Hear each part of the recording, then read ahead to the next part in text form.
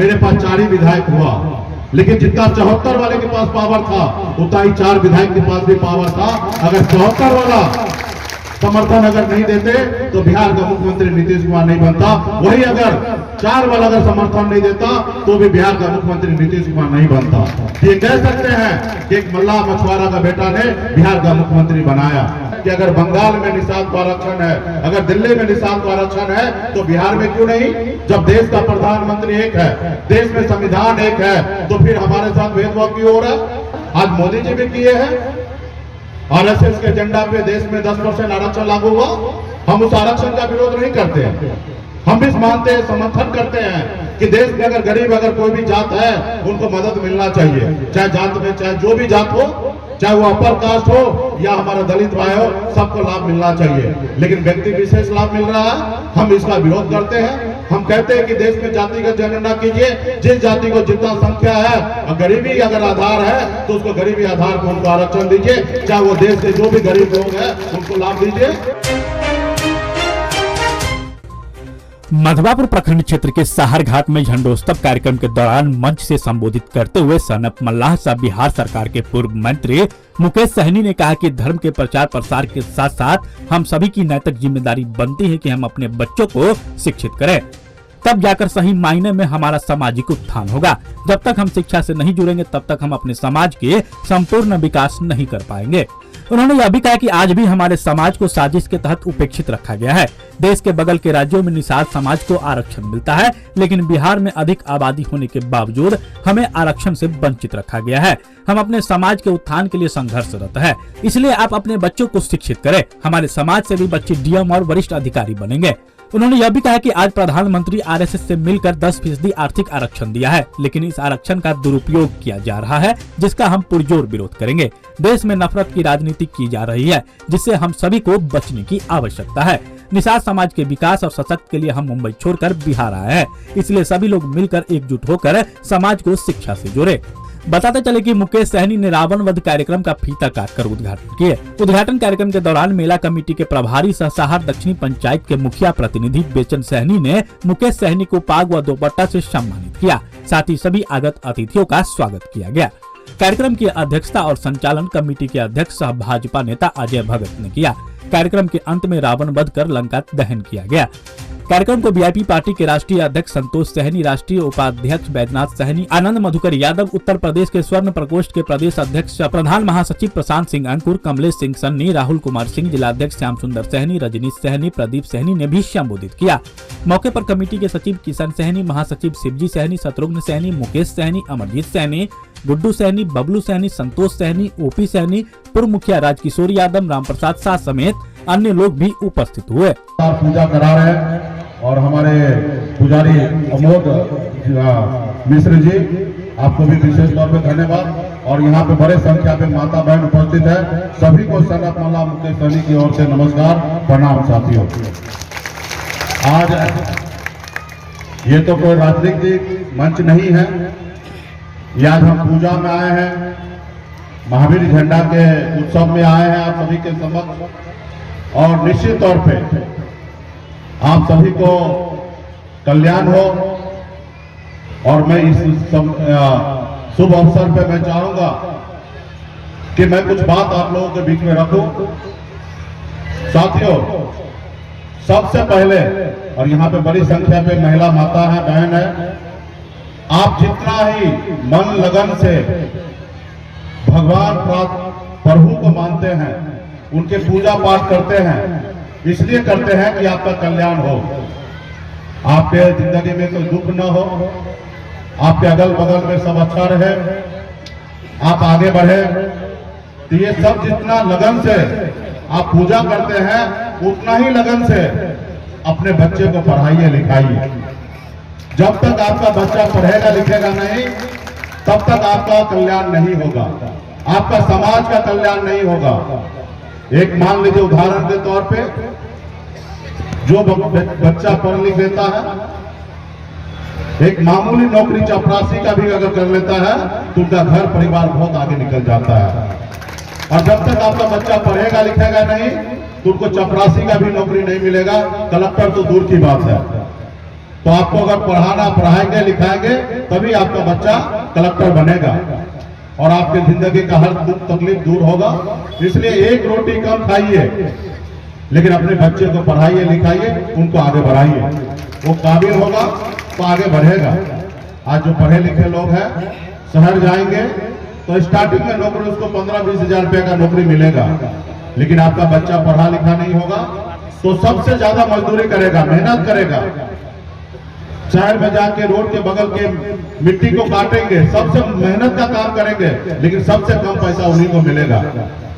और जो पढ़े लिखे होंगे वो आराम की नौकरी करेंगे, एसी में बैठेंगे और वो वहां पर नौकरी करेंगे, उनको अच्छा तनख्वाह मिलेगा। तो इसलिए सबसे पहले पढ़ाई लिखाई कीजिए, और जब पढ़ाई लिखाई करेंगे तो हमारा समाज, हमारा राज्य आगे बढ़ेगा। आज मैं देखिए, मेरे पिताजी मछली मारते थे, दादाजी मछली मारते थे। 18 साल की उम्र में घर परिवार से दूर मुंबई जैसे शहर गया, वहां मेहनत मजदूरी मैंने किया। मात्र 900 रुपए महीने पे मैं नौकरी करता था, लेकिन मेहनत के दम पर, ईमानदारी के दम पर मुंबई जैसे शहर में अपने बेहतर जिंदगी जीने का एक साधन हमने उपलब्ध करा लिया। उसके बाद मैंने देखा लोग चांद पे पहुंच रहे हैं, लेकिन हमारा लोग बहुत पीछे रह गया है। और मैंने मुंबई के ऐशोआराम जिंदगी को छोड़कर बिहार में लौट के आया, अपने समाज के हक अधिकार के लिए लड़ाई लड़ने के लिए आया, उनको जागरूक करने के लिए मैं आया और पूरे बिहार में मैंने जागरूक किया। कल तक जो निषाद मल्ला का बेटा सभी पॉलिटिकल पार्टी के पीछे घूमता था कि सर एक टिकट हमको दे दीजिए, और पूरी जिंदगी भर उनको पार्टी में काम करा के एक टिकट उनको नहीं दिया करता था, आज वहीं पे हम पटना में बैठकर एक निषाद, एक मल्ला का बेटा टिकट बांटने का काम करते हैं, हर जाति धर्म को टिकट देने का काम करते हैं। ये कब हुआ? जब आप हम संगठित हुए, समझदार हुए। पहले राजा के घर में बच्चा जन्म लेता था, उसका बड़ा बेटा होता था तो उसको राजा बनाया जाता था। लेकिन देश की आजादी के बाद लोकतंत्र आया। इस लोकतंत्र में राजा आपके वोट से बनेगा। राजा मतलब राज का मुख्यमंत्री आपके वोट से बनता है। महाराजा मतलब देश के प्रधानमंत्री, वो भी आपके वोट से बनता है। एक वार्ड सदस्य हो वो भी आपके वोट से बनेगा, और देश का प्रधानमंत्री है वो भी आपके वोट से बनेगा। क्या वो आपका वोट चाहे गरीब बछवाड़ा का वोट हो या दलित भाई का वोट हो या देश का सबसे अमीर व्यक्ति का वोट हो, दोनों का वोट का वैल्यू एक ही है। अगर गरीब का वोट का गिनती अगर एक है तो अमीर आदमी का भी वोट का गिनती एक ही है। लेकिन दुर्भाग्य है कि खास करके गरीब, पिछड़ा, दलित, कमजोर वर्ग के लोग अपने वोट का अधिकार को नहीं समझे। इसलिए आज आजादी के 75 साल बीतने के बाद भी आज हम इस जगह पे पहुंचे हैं। आज अभी नवंबर महीना चल रहा है, दिसंबर आएगा, जनवरी आएगा। ये 2 महीना में बिहार में इतना ठंड होगा कि जो लोग अपने घर से बाहर नहीं निकलेंगे, रजाई में अगर सोए होंगे तो रजाई से पैर तक निकालने का कोशिश नहीं करेंगे, उनको लगेगा कि ठंड लग जाएगा। लेकिन यही समय में कुछ लोग अपने पेट के लिए, अपने घर परिवार के लिए, भोजन के लिए ये ठंडी के समय में तालाब में उतर के मछली मारते हैं और फिर बाजार में लाकर बेचते हैं, तब उनका घर परिवार चलता है। इसको बदलाव में लाने की आवश्यकता है, और ये कब होगा? जब आप जागरूक होंगे। और देखिए, सत्ता पावर जिसके पास आता है वो अपने अनुकूल वो उपयोग करते हैं, अपने फायदे के लिए काम करते हैं। तो आपको भी अपने अनुकूल सबसे पहले बच्चे को पढ़ाइए लिखाइए, क्योंकि सब आदमी तो राजनीति में नहीं आ सकते, लेकिन राजनीति में अच्छे लोग जब आएंगे तो जरूर गरीब के लिए काम करेंगे, गरीब का ध्यान देंगे। आज मैं गरीब का बेटा हूं, मुझे पता है कि गरीबी क्या है, क्योंकि मैं 900 रुपए महीने पे नौकरी करता था, 30 रुपया रोज पे काम मजदूरी करता था। लोग कहते हैं ना, अपने दिल से जानो पराया दिल का हाल। मैं खुद गरीबी देखा हूं और मैंने फिर एहसास किया और मैं अपने लोगों के लिए, हक अधिकार के लिए लड़ने लगा। तो पूरे जो दुनिया के सबसे बड़े ताकत है, सबसे बड़े पार्टी है, आज उनको तकलीफ होने लगा कि मुकेश सहनी मेरे बराबरी कर रहा है। जो उसको 75 साल से जो समाज को पैर के तले दबा के रखे हैं, वो समाज कैसे खड़ा हो गया, हमारी बराबरी कैसे करने लगा। जब 2020 का सरकार जब बना, उस समय में लोगों के पास 74 विधायक आया, लेकिन मेरे पास 4 ही विधायक हुआ। लेकिन जितना 74 वाले के पास पावर था उतना ही 4 विधायक के पास भी पावर था। अगर 74 वाला समर्थन अगर नहीं देते तो बिहार का मुख्यमंत्री नीतीश कुमार नहीं बनता। वही अगर 4 वाला अगर समर्थन नहीं देता तो भी बिहार का मुख्यमंत्री नीतीश कुमार नहीं बनता। ये कह सकते हैं कि एक मल्लाह मछुआरा का बेटा ने बिहार का मुख्यमंत्री बनाया। और उस समय में जब सरकार में कोई भी पॉलिसी की बात होता था, कोई भी निर्णय लेने की बात होता था, 4 पार्टी जब बैठता था तो एक उस लाइन में एक निषाद का मल्ला का बेटा भी बैठता था। तो वो ताकत हमने बनाया है। इसलिए मैं कहूंगा कि जागरूक होइए, क्योंकि यहाँ पे जो हम पूजा करने के लिए आए हैं अपने आप को कल्याण करने की बात हो रहा है। तो मैं चाहूंगा कि अगर आपका अगर कल्याण अगर होना है तो सबसे पहले अपने बच्चे को पढ़ाइए लिखाइए, संघर्ष कीजिए, मेहनत कीजिए। और आपका अधिकार अगर है तो उसके लड़ने के लिए हमेशा तैयार रहिए। जब तक लड़ेंगे नहीं तब तक आपको अधिकार नहीं मिलेगा, चाहे वो आप कहीं पे भी क्यों ना हो। आप देखते होंगे घर पे बच्चे को भूख लगता है तो बच्चा रोता है, तब उसकी माँ उनको दूध पिलाता है। तो इसलिए आप समझिए कि जब अगर बच्चा भी अगर नहीं रोते हैं तो उनके माँ बेफिक्र होके उनको भूल जाते, उनको खाना नहीं देते। तो आप अगर बेफिक्र हो जाइएगा तो ये भारत में लोग अपने लिए नहीं, वो चाहते हैं कि हमारा 1000 बीघा जमीन हो, 200 बीघा जमीन हो, जबकि उनको पता है कि मरने के बाद 6 फीट बाय 3 फीट का जमीन चाहिए, सिर्फ 18 फीट स्क्वायर फीट का जमीन चाहिए, यानी कि एक धुर में 5वां हिस्सा उनको जमीन चाहिए। लेकिन हजारों बीघा जमीन बनाने के लिए जाते हैं। तो ये सब चीज से ऊपर उठना है। आज मैं मुंबई से बिहार आके मैं अपने लोगों के हक अधिकार के लिए मैं काम कर रहा हूँ। मैंने इतना पैसे खर्च किया कि मैं कोसी में कई 1000 बीघा जमीन खरीद लेता, लेकिन मैंने वो खरीदने का काम नहीं किया। मैंने सोचा कि अपने लोगों को अगर मैं जागरूक कर दूं, उनके हक अधिकार दिला दूं, तो ऐसे हजारों लाखों एकड़ जमीन वो खुद कमा लेंगे। और फिर हमें करना क्या है? खाली हाथ आए, खाली हाथ जाना है। तो इसलिए साथियों सभी को संघर्ष करना है। और पूजा के अवसर पे आप सभी को शुभकामना देता हूं।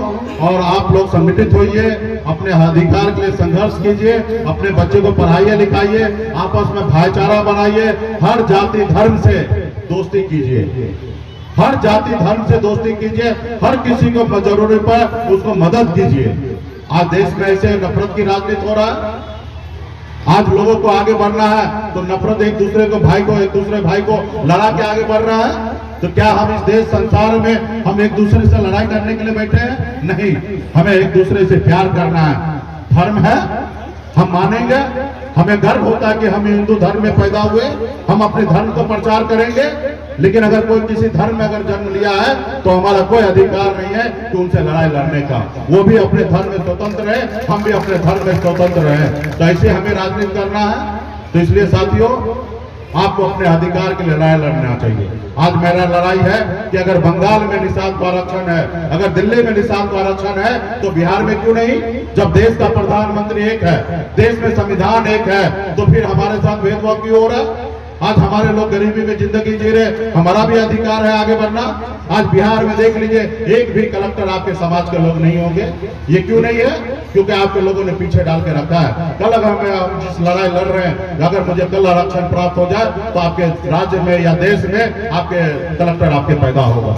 इसलिए साथियों जब बाबा साहब ने हमें संविधान दिया, उसमें व्यवस्था दिया, जो लोग पीछे रह गए, जो गरीब रह गए, उनको आगे आने के लिए व्यवस्था किया जा रहा है। आज मोदी जी भी किए हैं।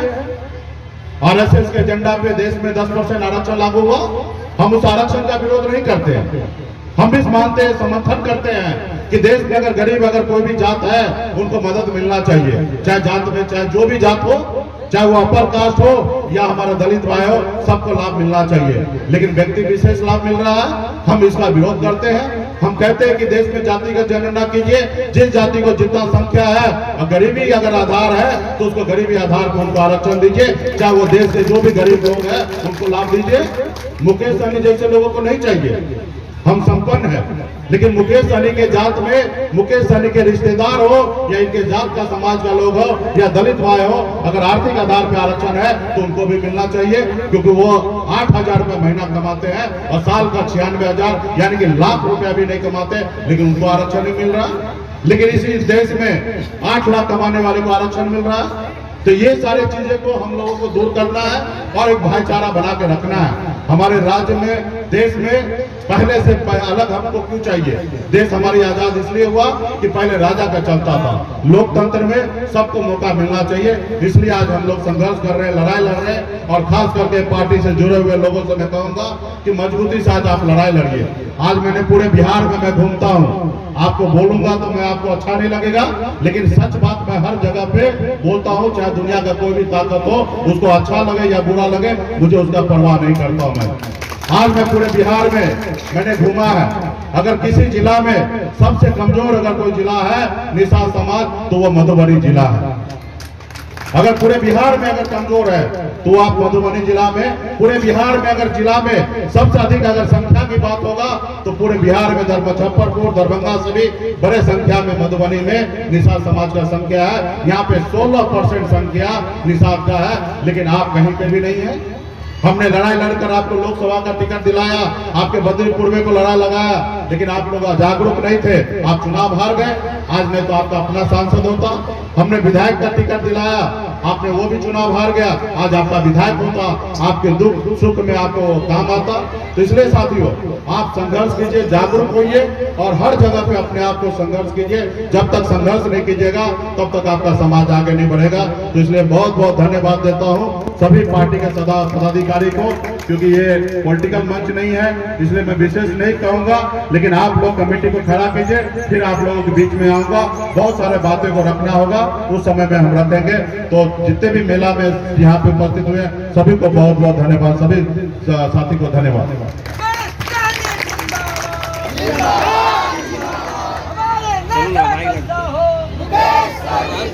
बहुत बहुत आप हमारे मधुबनी न्यूज को फेसबुक पे देख रहे हैं तो पेज को लाइक करें, यूट्यूब से देख रहे हैं तो हमारे चैनल को सब्सक्राइब करें और बेल आइकन को दबाना ना भूलें।